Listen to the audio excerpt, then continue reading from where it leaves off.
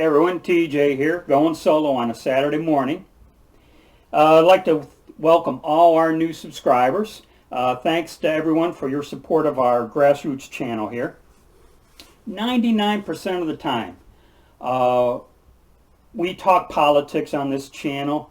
We're gun people too. We're big-time Second Amendment people, but we don't really talk about guns a whole lot because, for starters, we don't have the latest and greatest gadgets and toys, and as you can tell, we're not exactly Navy SEAL material either, so why even pretend to be? But assuming that you're watching this video, I would just say to you, from one gun guy to another, I want you to check out this scope I just bought from Primary Arms. I got it for about, well, after shipping it came to about $310. I know the price on it goes for $289, but I paid an extra $21 to get it FedExed to me quickly, and it came to somewhere in the neighborhood of $310. It's a Primary Arms, well, I want to get this right here, Primary Arms SL6 fixed 3-power 32mm Gen 3 prism scope with an ACSS 5.56 CQB M2 reticle. And that's just a real fancy way of letting you know what you're going to see when you look through this scope.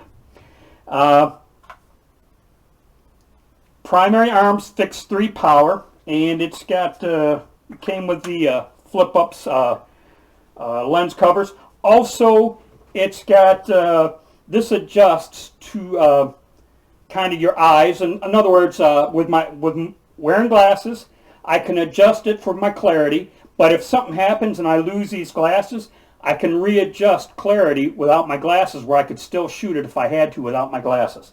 That's kind of nice. Gen 3 design with an ACSS. That's Advanced Combat Sighting System, and it's similar to something that you see on a ACOG, the type they use in the military. It's got all sorts of fancy hash marks, brackets, lines, different widths, lengths, and it's all intended to help you with guessing or estimating distance. Okay, and I'd like to go over that with you. For starters, it has auto ranging brackets. When you look through the scope, you're going to see an upside down horseshoe, and in the center you'll see a vertical with like an arrow at the top of the center vertical. But on the left and right side of the horseshoe, you're going to see brackets, and those and assuming that you were looking at a individual 5 feet 10 inches tall, you'd put the feet of that person at the bottom of the bracket, and then wherever his head landed in regards to the horizontal lines that you see on the side, that gives you an approximate estimation on distance. Now, if the guy wasn't standing, if all you saw was, say, his upper torso, as long as you could see his shoulders, you're going to see horizontal lines that vary in width, and you're going to see them on the side of the brackets or on the side of the horseshoe and in the center vertical, and that represents 18 inches. And again, you would take those horizontals, place it on the chest or on the shoulders, and whatever best fit that shoulder width, that would assist you in the range estimation. Assuming that you had your range estimated properly, and assuming you had it zeroed properly, you have the vertical with the horizontal lines, and that would give you an idea of where to hold, how to aim, given the distance of your target. To the left and right of the center scope, you have two dots. You have a dot to the left, you have a dot to the right, and that's assuming that, say, your target is running, you would lead your target. And there's the assumption that the speed of the person sprinting could be somewhere in the neighborhood of 6 miles per hour. And so then what you would do is you would place that left or right dot and lead your target. Below that, you have dots that affect wind speed. They call drift, wind drift. And what I saw a guy do, and I wish I had done this before, but I saw a guy, he would tie a piece of string on his barrel and let it hang, and then depending on if the wind blew the string to about here, he might think at 5 miles per hour. If it was blowing directly left or right, he might assume that the wind speed is perhaps 10 miles an hour. And given the dots in your scope, that would assist with, again, how you would aim using the wind speed and distance.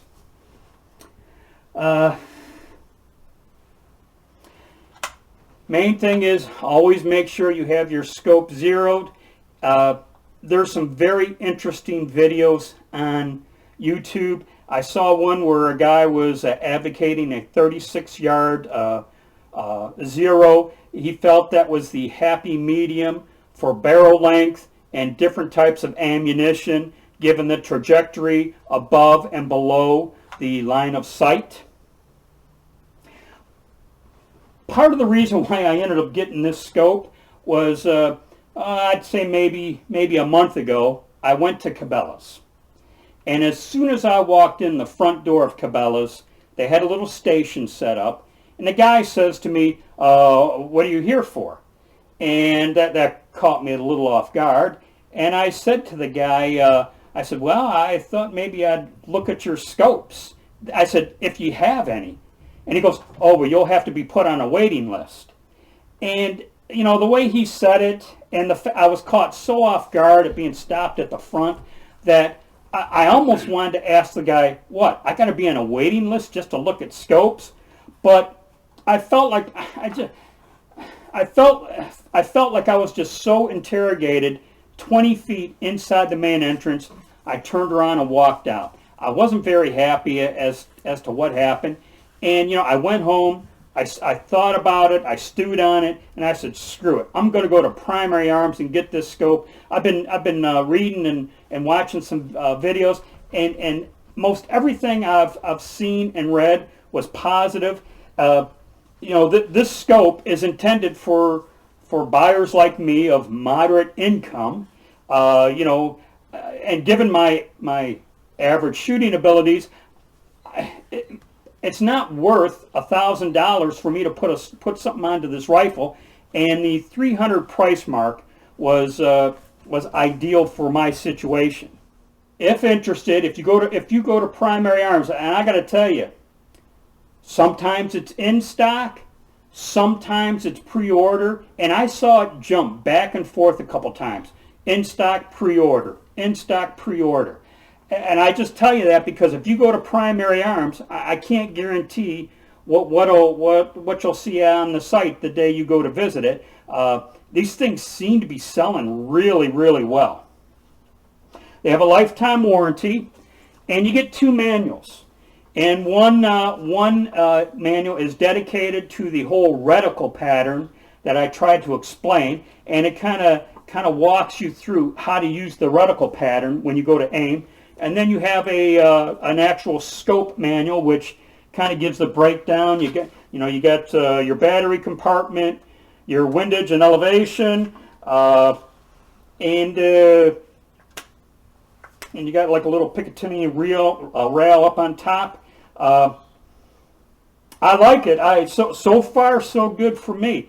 And so, like I was saying, from one gun guy to another, you might want to consider something like this if you don't have anything at this time. And the best part about it is there's a good chance they're going to have it in stock when you go to order it online. That way you don't have to worry about going to some gun store and getting on a waiting list or something.